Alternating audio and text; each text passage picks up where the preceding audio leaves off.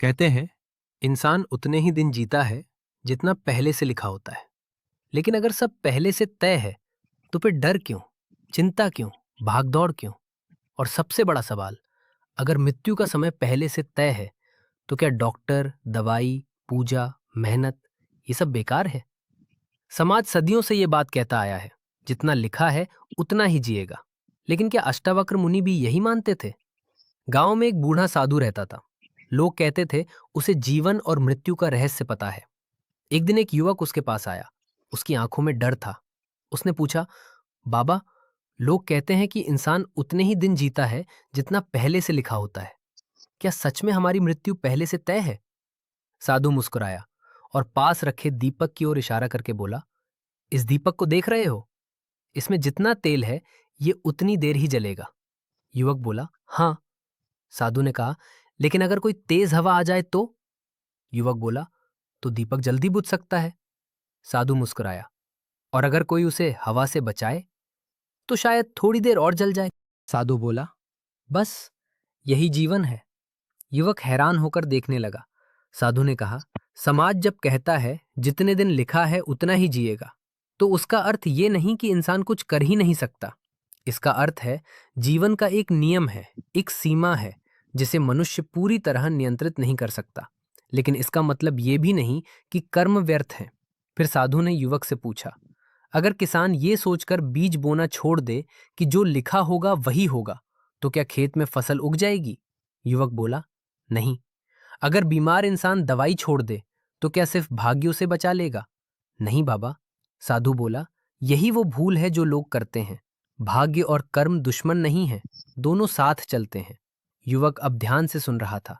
साधु ने धीरे से कहा, अष्टावक्र मुनि कहते हैं मनुष्य का सबसे बड़ा दुख मृत्यु नहीं है, मृत्यु का भय है। और ये भय क्यों पैदा होता है? क्योंकि इंसान खुद को शरीर मान बैठता है। हवा धीरे धीरे चल रही थी। दीपक की लौ कांप रही थी। साधु बोला, जिस दिन इंसान समझ लेता है कि वो सिर्फ शरीर नहीं, चेतना है, उस दिन मृत्यु का डर थोड़ा टूटने लगता है। युवक ने पूछा, लेकिन बाबा, अगर आत्मा अमर है तो अपने लोगों के जाने पर इतना दुख क्यों होता है? साधु कुछ देर शांत रहा, फिर बोला, क्योंकि प्रेम शरीर से जुड़ जाता है।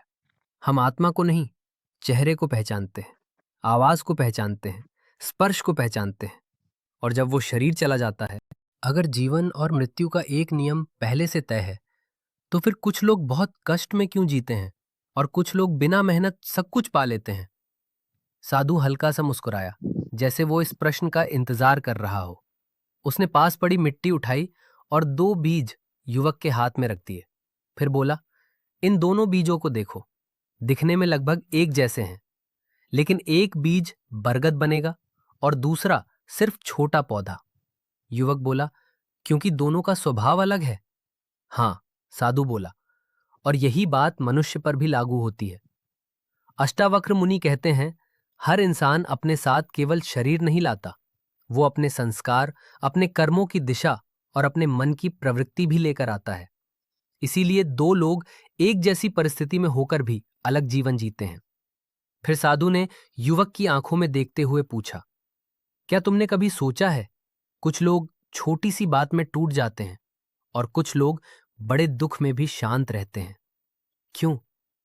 युवक चुप रहा। साधु ने कहा, क्योंकि दुख बाहर नहीं होता, दुख मन की पकड़ में होता है। जिस इंसान ने खुद को केवल शरीर, पैसा और लोगों की राय से जोड़ लिया, उसका मन हमेशा डर में रहेगा। लेकिन जिसने अपने भीतर की चेतना को थोड़ा भी महसूस कर लिया, वो धीरे धीरे जीवन के खेल को समझने लगता है। हवा अब और शांत हो चुकी थी।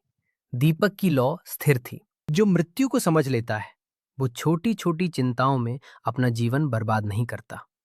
और जो हर दिन को अंतिम दिन की तरह जागरूक होकर जीता है, उसी ने वास्तव में जीना सीखा है। अगर इस वीडियो से कुछ भी सीखने को मिली हो तो वीडियो को लाइक करें, चैनल को सब्सक्राइब करें